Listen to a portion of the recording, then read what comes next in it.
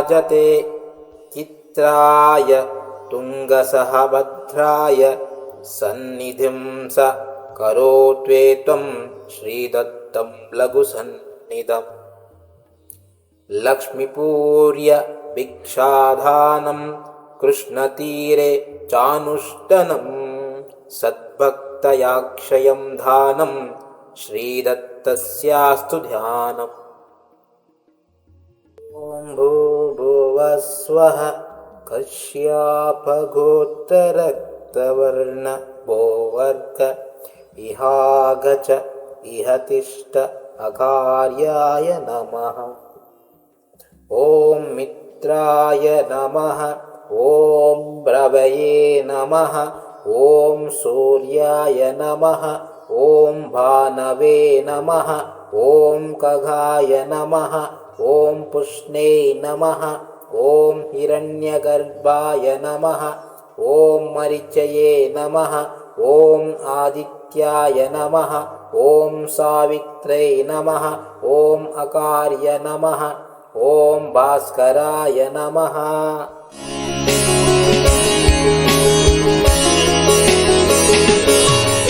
ಎಲ್ಲಿ ರಾಮನೋ ಅಲ್ಲಿ ಹನುಮನು, ಎಲ್ಲಿ ಹನುಮನೋ ಅಲ್ಲಿ ರಾಯರು, ರಾಯರೆಲ್ಲೋ ಅಲ್ಲಿ ರಾಯರ ಭಕ್ತ ಅನ್ನುತ್ತಾ ಶ್ರೀ ರಾಘವೇಂದ್ರ ಮಠ ದರ್ಶನ ಸಂಕಲ್ಪದ 59ನೇ ಮಠವಾಗಿ ನಾನು ಇಂದು ದ್ವಿತೀಯ ಮಂತ್ರಾಲಯ ಅಂತ ಹೆಸರಾದಂತಹ ರಾಘವೇಂದ್ರ ಸ್ವಾಮಿಗಳ ಒಂದು ಸನ್ನಿಧಾನದಲ್ಲಿ ಒಂದು 5-6 ಬೃಂದಾವನಗಳು ಒಂದು ವಿಶೇಷವಾಗಿದೆ. ಅದರಲ್ಲಿ ಒಂದಾದಂತಹ ಒಂದು ದ್ವಿತೀಯ ಮಂತ್ರಾಲಯಕ್ಕೆ, ತುಂಗಾಭದ್ರಾ ತೀರದಲ್ಲಿರುವಂತಹ ದ್ವಿತೀಯ ಮಂತ್ರಾಲಯಕ್ಕೆ ನಿಮ್ಮೆಲ್ಲರಿಗೂ ದರ್ಶನ ಮಾಡಿಸುವಂತಹ ಸೌಭಾಗ್ಯ ನನ್ನದಾಗಿಸಿಕೊಂಡು ಶ್ರೀ ರಾಘವೇಂದ್ರ ಸ್ವಾಮಿಗಳ ದರ್ಶನವನ್ನ ಹಾಗೂ ಇಲ್ಲಿಯ ಸ್ಥಳ ಮಹಿಮೆಯನ್ನ ಹಾಗೂ ಇಲ್ಲಿ ಮಧ್ವಾಚಾರ್ಯರ ಒಂದು ಸನ್ನಿಧಾನ ಕೂಡ ಇದೆ, ಅದನ್ನು ಕೂಡ ತೋರಿಸುವಂತಹ ಪ್ರಯತ್ನ ಮಾಡ್ತೇನೆ. ಬನ್ನಿ ಶ್ರೀ ರಾಘವೇಂದ್ರ ದರ್ಶನ ಮಾಡುತ್ತಾ ರಾಯರ ಕೃಪೆಗೆ ಪಾತ್ರರಾಗೋಣ. ಶ್ರೀ ಗುರುಭ್ಯೋ ನಮಃ. ಹರಿ ಓಂ.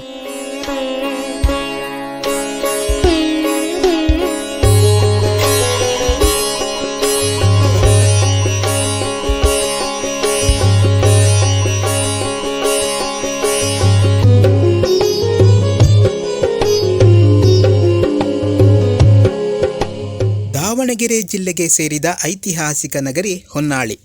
ಇಲ್ಲಿರುವ ಶ್ರೀ ರಾಘವೇಂದ್ರ ತೀರ್ಥರ ದಿವ್ಯ ಸನ್ನಿಧಾನದಿಂದ ಇದು ದ್ವಿತೀಯ ಮಂತ್ರಾಲಯ ಎಂದೇ ಪ್ರತೀತವಾಗಿದೆ.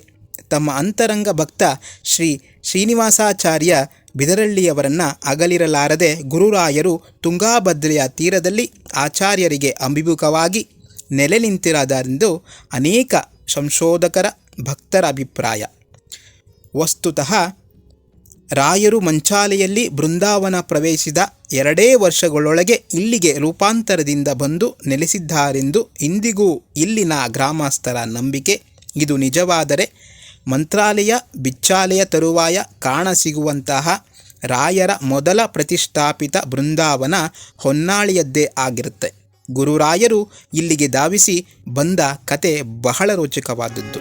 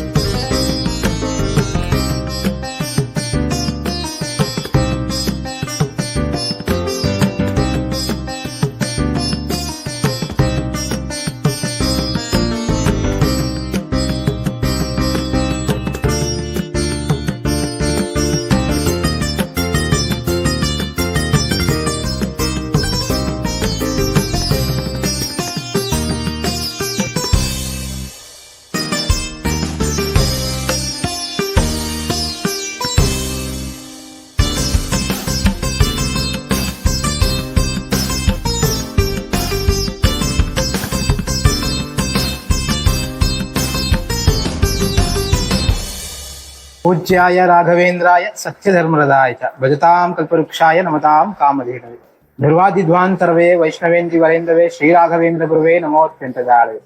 ಈ ಒಂದು ರಾಘವೇಂದ್ರ ಮಠದರ್ಶನ ಸಂಕಲ್ಪದಲ್ಲಿ ಇಂದು ನಾನು ತುಂಗಾಭದ್ರಾ ತೀರದಲ್ಲಿರುವಂತಹ ದ್ವಿತೀಯ ಮಂತ್ರಾಲಯದಲ್ಲಿ ಬಂದಿದ್ದೇನೆ. ಇದೊಂದು ವಿಶೇಷವಾದಂತಹ ರಾಯರ ಮಠಗಳಲ್ಲಿ ಅತ್ಯುತ್ತಮವಾದಂತಹ ಮತ್ತು ವಿಶೇಷತೆಯಲ್ಲಿ ವಿಶೇಷವಾದಂತಹ ಒಂದು ಮಠವಾಗಿದ್ದು, ದ್ವಿತೀಯ ಮಂತ್ರಾಲಯ ಎಂದು ಕರೆಸಿಕೊಳ್ಳುವಂತಹ ಒಂದು ದಾವಣಗೆರೆ ಬಳಿ ಇರುವಂತಹ ಹೊನ್ನಾಳಿಯಲ್ಲಿರುವಂತಹ ಶ್ರೀ ರಾಘವೇಂದ್ರಗಳ ಮಠದಲ್ಲಿ 59ನೇ ಮಠ ದರ್ಶನವನ್ನ ತೋರಿಸುತ್ತಾ ತಮ್ಮೆಲ್ಲರಿಗೂ ದರ್ಶನವನ್ನ ಮಾಡಿಸುತ್ತಾ ಆ ಸೌಭಾಗ್ಯ ನಮಗೆ ಗುರುರಾಯರನ್ನು ಕೊಟ್ಟಿದ್ದಾರೆ. ಶ್ರೀ ಗುರುಭ್ಯೋ ನಮಃ, ಪರಮ ಗುರುಭ್ಯೋ ನಮಃ, ಶ್ರೀಮನ್ನಾನಂದ ತೀರ್ಥ ಭಗವತ್ ಪದಾಚಾರ್ಯ ಗುರುಭ್ಯೋ ನಮಃ, ಶ್ರೀ ರಾಘವೇಂದ್ರ ಗುರುಭ್ಯೋ ನಮಃ. ಇಂತಹ ಒಂದು ನಾಮವನ್ನ ಹೇಳುತ್ತಲೇ ನಮಗೆ ರೋಮಾಂಚನ. ಯಾಕಂದ್ರೆ ಮಧ್ವಾಚಾರ್ಯರ ಅವರ ಒಂದು ಹಿತವಚನಗಳು ನಾವೆಲ್ಲರಿಗೂ ಗೊತ್ತು. ಅದಕ್ಕೋಸ್ಕರನೇ ಹುಟ್ಟಿ ಬಂತಹ ಶ್ರೀ ರಾಘವೇಂದ್ರರು ಮಧ್ವಾಚಾರ್ಯ ಅವರ ಒಂದು ನಡೆಯಲ್ಲಿ ಬಂದಂತಹ ಮಧ್ವಚಂದ್ರ ಅಂತ ಕರೀತಾರೆ ರಾಘವೇಂದ್ರ ಸ್ವಾಮಿಗಳನ್ನ. ಸೊ ಅಂತಹ ಒಂದು ರಾಯರನ್ನ ನಾವಿಲ್ಲಿ ಸಿಕ್ಕಿರೋದೇ ನಮಗೆ ಪುಣ್ಯ. ಇಂತಹ ಒಂದು ತುಂಗಭದ್ರಾ ಹಾಗೂ ವಿಶೇಷವಾಗಿ ತುಂಗಭದ್ರಾ ನದಿಯು ಹೇಗೆ ಹರಿತಿದೆ ಅಂದ್ರೆ ಇವತ್ತು ತುಂಬು ಹರಿತಿದೆ. ಇದನ್ನ ನೋಡಿದಂತಹ ಕಣ್ಣುಗಳು ನಂಗೆ ತುಂಬಾ ಧನ್ಯ ಆಗಿದೆ. ಅಂತಹ ವಿಶೇಷವನ್ನ ನಮ್ಮ ಆಚಾರ್ಯರಿಂದ ನಾವು ತಿಳ್ಕೊಳ್ಳೋಣ ಬನ್ನಿ.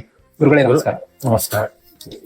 ಸೊ ಇದು ವಿಶೇಷವಾದಂತಹ, ನಾವು 59ನೇ ಮಠವಾಗಿ ತೋರಿಸ್ತೇವೆ. ಬೆಂಗಳೂರಲ್ಲಿ ನಾವು 58 ಕವರ್ ಮಾಡಿದ್ದೇವೆ. ನಾನು ಯೋಚನೆ ಮಾಡಿದ್ದು ತಮಿಳ್ನಾಡಿಗೆ ಹೋಗೋಣ ಅಂತೇಳಿ, ಆದ್ರೆ ರಾಯರು ನನಗೆ ಇಲ್ಲಿ ತಂದ್ರು.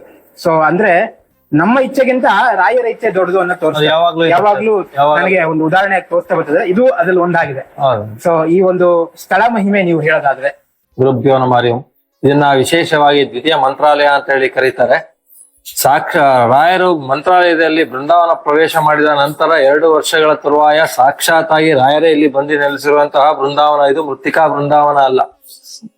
ಇಲ್ಲಿದ್ ಏನಪ್ಪ ವಿಶೇಷತೆ ಅಂತಂದ್ರೆ 350 ವರ್ಷಗಳ ಕೆಳಗೆ 52 ವರ್ಷದ ಕೆಳಗೆ ಮಂತ್ರಾಲಯದಲ್ಲಿ ರಾಯರು ಬೃಂದಾವನ ಪ್ರವೇಶ ಮಾಡ್ತಾರೆ. ತದನಂತರ 2 ವರ್ಷಗಳ ನಂತರ ಸಾಕ್ಷಾತ್ತಾಗಿ ಮತ್ತೆ ರಾಯರೇ ಇಲ್ಲಿ ಬಂದು ನೆಲೆಸಿದ್ದಾರೆ ಅಂತ ಹೇಳಿ ಒಂದು ನಂಬಿಕೆ ಇದೆ. ಅದು ಇವತ್ತಿಗೂ ಕೂಡ ನಡೀತಾ ಇದೆ. ಏನಪ್ಪಾ ಅಂದ್ರೆ 350 ವರ್ಷಗಳ ಕೆಳಗೆ ಇಲ್ಲಿಯ ಪ್ರಾಂತ್ಯದ ಜನಗಳು, ಅವತ್ತಿನ ಜನಸಂಖ್ಯೆ ಏನಿತ್ತು ಅಂತ ಈಗ ಇಲ್ಲಿರೋ ನಮ್ಮಂತ ಯಾರಿಗೂ ಕೂಡ ಗೊತ್ತಿರ್ಲಿಲ್ಲ. ಆ ಸಮಯದಲ್ಲಿ ಇಲ್ಲಿ ಒಂದು ರಾಘವೇಂದ್ರ ಸ್ವಾಮಿ ಮಠ ಮಾಡೋಣ ಅಂತ ಹೇಳಿ ಬೃಂದಾವನ ಪ್ರತಿಷ್ಠಾಪನೆ ಮಾಡೋಣ ಅಂತ ಇಲ್ಲಿಯ ಜನಗಳು ಬೇಡ್ಕೊಂಡು ವ್ಯವಸ್ಥೆ ಅದಕ್ಕೆ ಏನ್ ಬೇಕೋ ಎಲ್ಲಾ ವ್ಯವಸ್ಥೆ ಮಾಡ್ಕೊಂತಾರೆ. ಅದು ಪಾಲ್ಗೊಣ ಬೋಳ ತೃತೀಯ ಏನ್ ವಾದಿರಾಜ ಸ್ವಾಮಿಗಳ ಆರಾಧನೆ ಆಗುತ್ತೆ ಸೋಂದಾ ಕ್ಷೇತ್ರದಲ್ಲಿ, ಆ ದಿವಸಕ್ಕೆ ವ್ಯವಸ್ಥೆ ಮಾಡ್ಕೊಂಡಿರ್ತಾರೆ, ಮುಹೂರ್ತ ಇಡ್ಸಿರ್ತಾರೆ. ಆದ್ರೆ ಇಲ್ಲಿಂದ ಎಲ್ಲಾ ವ್ಯವಸ್ಥೆ ಮಾಡ್ಕೊಂಡಿರ್ತಾರೆ. ಆದ್ರೆ ಮೃತ್ತಿಕಾ ಒಂದಿರಲ್ಲ. ಮೃತ್ತಿಕೆ ತರೋದಕ್ಕೆ ಅಂತ ಹೇಳಿ ಇಲ್ಲಿಂದ ಮಂತ್ರಾಲಯಕ್ಕೆ ಅವತ್ತಿನ ಕಾಲಕ್ಕೆ ಪಾದಯಾತ್ರೆ ಹೋಗಿರ್ತಾರೆ. ನೀವು ಉದಾಹರಣೆ ಹೇಳ್ಬೇಕಂದ್ರೆ ಇವತ್ತಿನ ಯಾವುದೇ ಫೆಸಿಲಿಟೀಸ್ ಕೂಡ ಅವತ್ತಿರಲಿಲ್ಲ. ಒಂದು ಫೋನ್ ಆಗ್ಬೋದು, ಒಂದು ಪಾದರಕ್ಷೆಯಿಂದ ಕೂಡ ಹಿಡಿದು ಏನೂ ಫೆಸಿಲಿಟೀಸ್ ಇರಲ್ಲ. ಅವ್ರು ಹೋಗಿದವರು ಇಲ್ಲಿ ಬರ್ತಾರೆ, ಬಂದ ಮೇಲೆ ಅವ್ರು ಬಂದಿದ್ದಾರೆ ಅಂತ ಗ್ಯಾರಂಟಿ. ಅಂತ ಪರಿಸ್ಥಿತಿಯಲ್ಲಿ ಹೋಗಿರ್ತಾರೆ. ಅದಕ್ಕೆ ಬಾಕಿ ಎಲ್ಲಾ ವ್ಯವಸ್ಥೆ ಮಾಡ್ಕೊಂಡಿರ್ತಾರೆ. ಆದ್ರೆ ಮೃತ್ತಿಕೆ ಒಂದಿರಲ್ಲ. ಮೃತ್ತಿಕೆ ತರಕ್ಕೆ ಹೋದವರು ಬರ್ಲಿಲ್ಲ.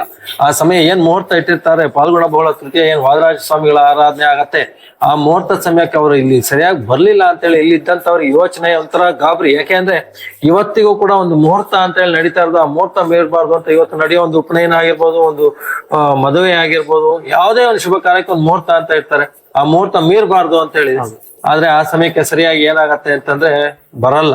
ಮೃತ್ತಿಕೆ ಬರ್ಲಿಲ್ಲ ಅಂತ ಇಲ್ಲಿದ್ದ ಒಂದು ಅರ್ಚಕರು, ವ್ಯವಸ್ಥಾಪಕರಿಗೆ ಗಾಬರಿ ಏನಪ್ಪ ಒಂದು ಒಳ್ಳೆ ಕೆಲಸ ಮಾಡೋಣ ಅಂತ ಹೇಳಿ ಮಾಡಿದಾಗ ಇಲ್ಲಿ ಮೃತ್ತಿಗೆ ಬರ್ಲಿಲ್ಲಲ್ಲ ಅಂತೇಳಿ ಯೋಚನೆ ಮಾಡುವಂತ ಸಮಯದಲ್ಲಿ ಇಲ್ಲೇನ್ ಹರಿತಾ ಇದೆ ತುಂಗಭದ್ರಾ ನದಿ ತೀರ.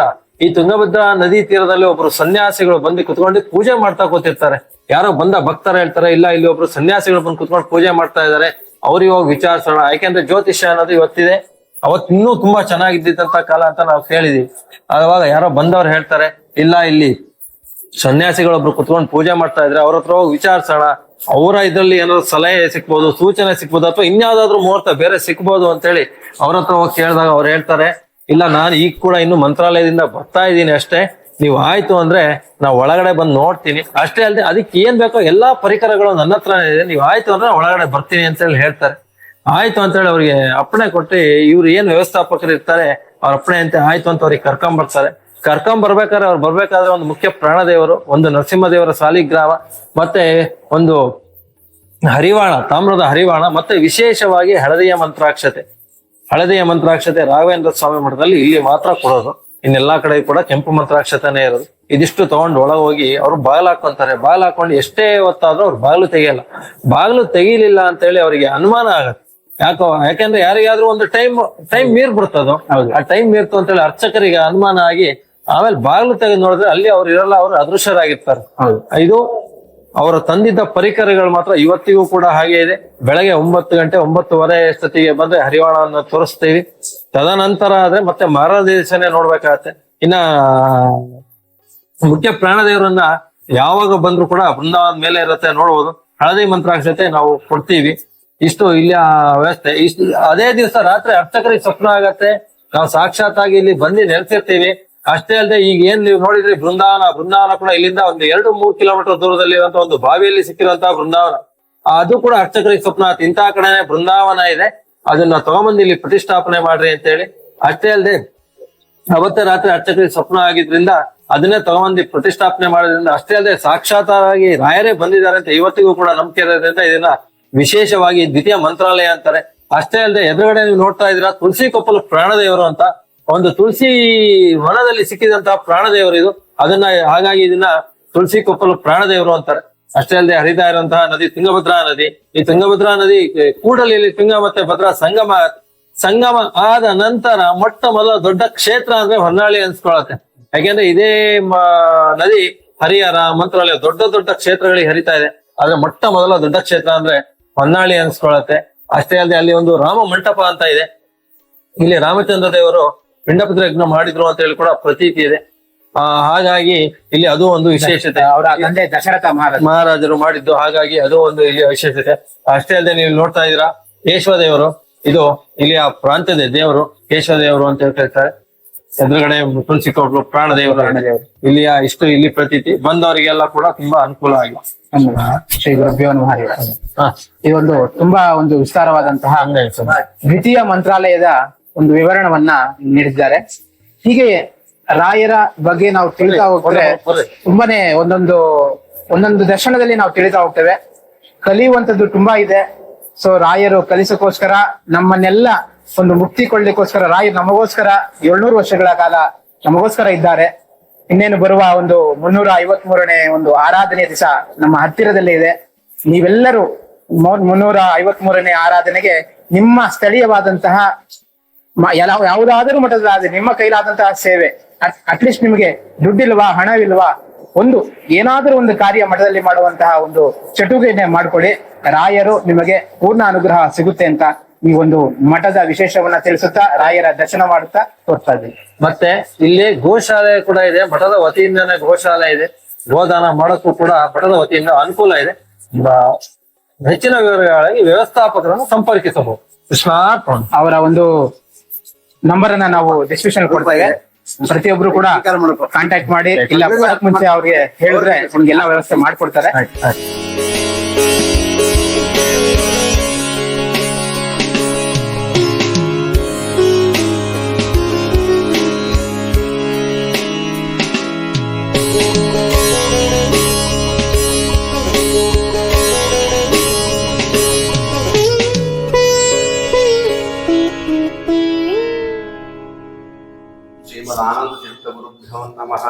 ಒಮ್ಮೆ ಇಲ್ಲಿ ಶ್ರೀಮದ್ ಆಚಾರ್ಯ ಇಲ್ಲಿ ಬರ್ಲಿಕ್ಕೆ ಚನ್ನಗಿರಿ ಹತ್ರ ಒಂದು ನಲ್ಲೂರು ಅಂತ ಹೇಳಿ ಒಂದು ಗ್ರಾಮ.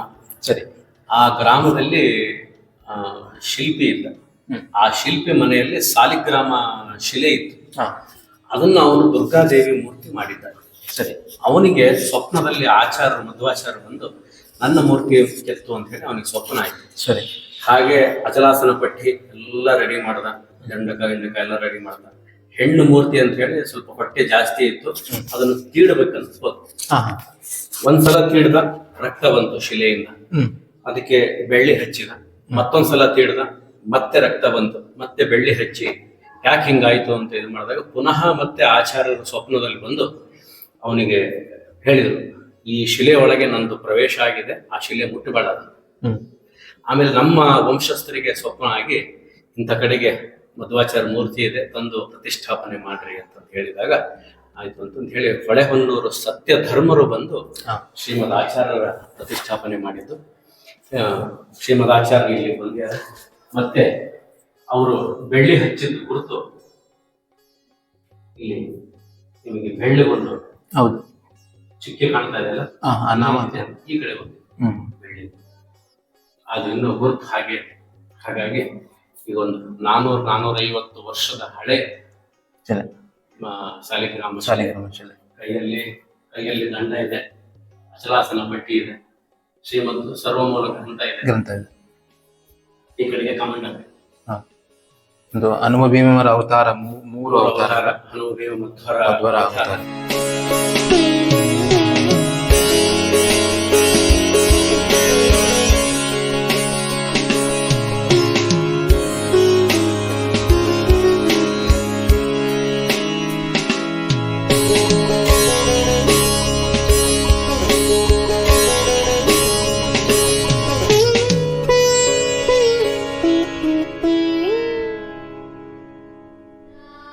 ಶ್ರೀ ರಾಘವೇಂದ್ರ ಸ್ವಾಮಿ ಮಠದ ದರ್ಶನ ಸಂಕಲ್ಪದಲ್ಲಿ ಶ್ರೀ ರಾಘವೇಂದ್ರ ಸ್ವಾಮಿಗಳ ದೈವಿಕ ಬೋಧನೆಗಳ ಮೂಲಕ ಈ ಆಧ್ಯಾತ್ಮಿಕ ಪ್ರಯಾಣದಲ್ಲಿ ನಮ್ಮೊಂದಿಗೆ ಸೇರಿದ್ದಕ್ಕಾಗಿ ಧನ್ಯವಾದಗಳು.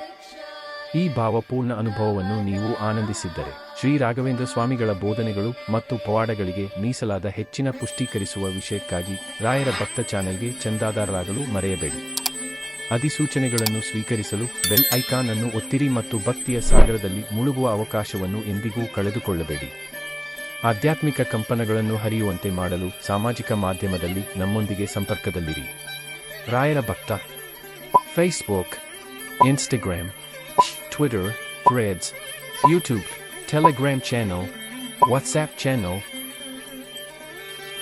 ನಮ್ಮ ಆಧ್ಯಾತ್ಮಿಕ ಕುಟುಂಬದ ಭಾಗವಾಗಿದ್ದಕ್ಕಾಗಿ ಧನ್ಯವಾದಗಳು. ಮುಂದಿನ ವಿಡಿಯೋದಲ್ಲಿ ಮತ್ತೆ ಭೇಟಿಯಾಗುವವರೆಗೂ ಶ್ರೀ ರಾಘವೇಂದ್ರ ಸ್ವಾಮಿಗಳ ಆಶೀರ್ವಾದ ಸದಾ ನಿಮ್ಮ ಮೇಲಿರಲಿ. ಓಂ ಶ್ರೀ ರಾಘವೇಂದ್ರಾಯ ನಮಃ. ಸತ್ಯಧನ್ಮರತಾಯ